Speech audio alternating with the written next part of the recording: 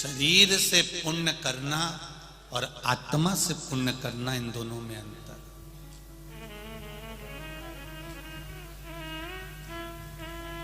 शरीर से भला करना और आत्मा से भला करना, इसमें अंतर है।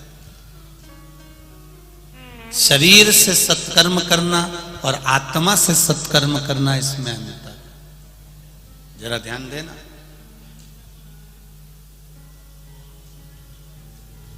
यहां इतनी सारी माताएं बैठी हैं, मेरी जीजियां बैठी हैं, मेरी बहनें बैठी हैं। कई अपने देवर के लड़के की शादी करती है, कई अपनी जेठानी की लड़की की शादी करती है, कोई अपने परिवार में रिश्तेदारों में शादी में जाती है। काम तो करती है, संभालती भी है, पर अंदर से भीतर से कुड़ती भी रहती है। कभी कभी ऐसा भी होता है। हाँ, शादी भले कर रही हूं मैं, काम भले कर रही हूं, पर इसकी मां ने मेरे साथ जो जो करा मैं कभी जिंदगी में नहीं भूल सकता। अब शरीर से काम कर रही है, फैलारा उठा रही है, सेवा कर रही है, पर अंदर से कुड़ भी रही है।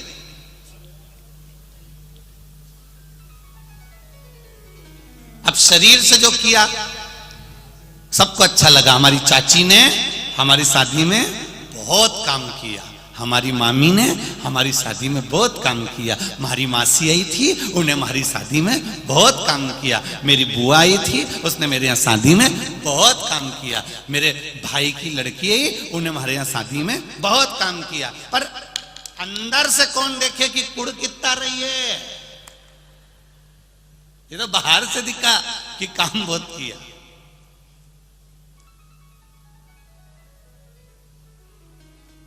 भीतर से कौन ने देखा?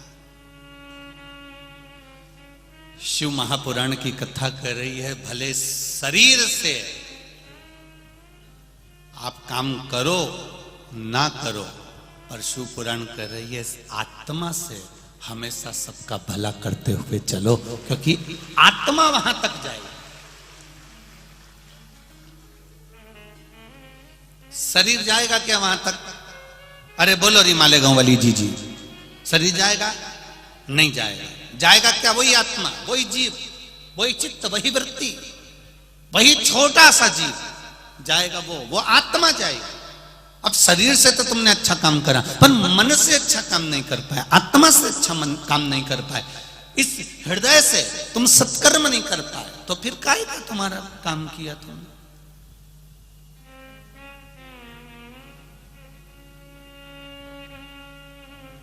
जितना बन सके इस चित्त से, इस मन से, इस आत्मा से श्रेष्ठ कर्म करने का प्रयास करो। शरीर यहीं रह जाना है, आत्मा चली जाना है, चित्त चला जाए। कितना सुंदर शिव महापुराण की शुरुआत हो रही है, पुण्य शिव महापुराण। कितना सुंदर संवाद कहा गया। देवराज नाम का ब्राह्मण, जो ब्राह्मण होकर गलत कर्म में लगा हुआ था,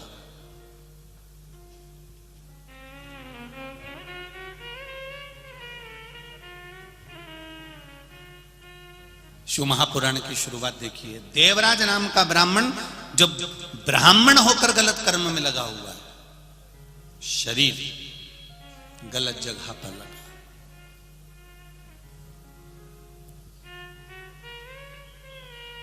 और इस देवराज नाम के ब्राह्मण की मां थी, माता, जो रोज मंदिर जाती है, शिव जी को एक लोटा जल चढ़ाती है, हृदय से भगवान शंकर का गुणगान करती है। उसको कोई मतलब नहीं संसार के लोगों से, उसको तो केवल भजन से मतलब है, कोई मतलब।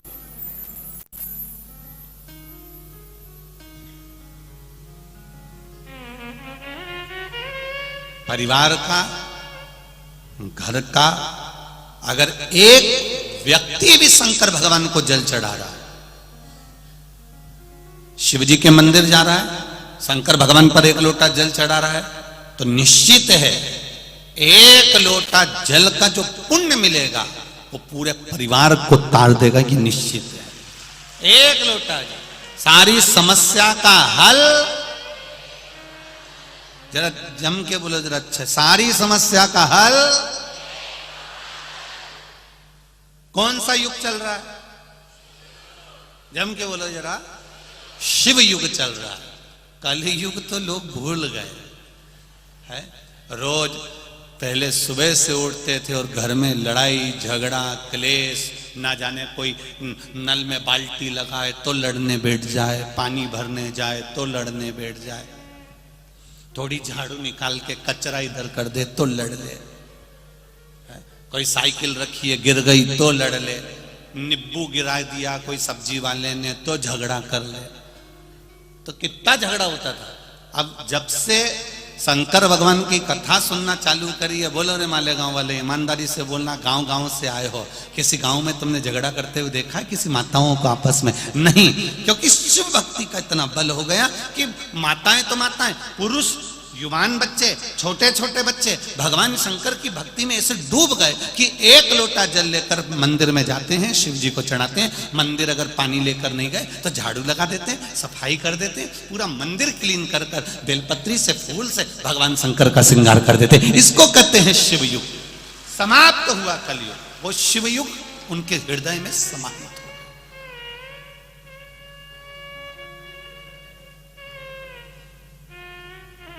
और पूरे संसार को सुधारने के लिए सबसे मूल है, हम सुधरेंगे युग सुधरेगा।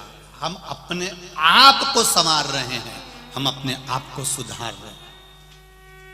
और जिस दिन हम सुधर गए उस दिन पूरा परिवार, घर, मोहल्ला, कॉलोनी, कुटुंब और हमारा नगर, हमारा क्षेत्र अपने आप सुधर जाएगा। एक व्यक्ति के सुधरने से सुधर। हम सुधारें, अपने आप को सुधारें, पर हम थोड़ा उल्टे चलते हैं। सास बहू को सुधारना चाहती है पर खुद नहीं सुधरना चाहती। बहू सास से आस लगा के बैठी है कि मेरी मम्मी के पास खूब है, मेरी सास के पास खूब है, उनके पास में एक से बढ़कर एक साड़ी, उनके पास में एक से बढ़कर एक रकम। बहू सास से आस लगा के बैठी है, मेरी सास के पास खूब है, सास मुझे देगी।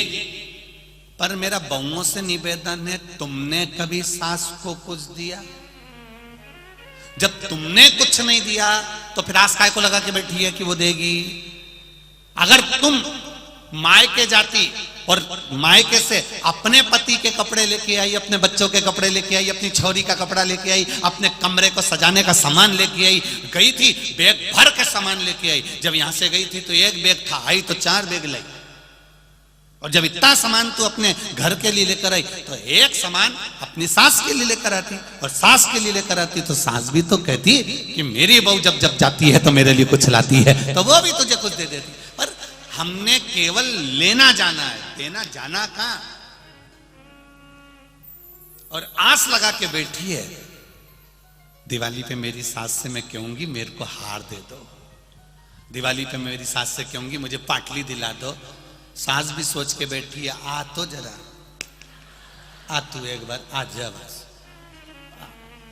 कभी एक शब्द मुंह से नहीं बोले, मीठा नहीं बोले, कभी प्रेम के वाक्य नहीं बोले, प्रेम के शब्द नहीं बोले। और क्या क्या चेन दे दो, अंगूठी दे दो, हार दे दो, तो वो भी इंतजार कर रही, तू बोल। बस तूने एक शब्द बोला और उन्हें फिर नीचे से लेके ऊपर तक उखाड़ दिया, फिर उखाड़।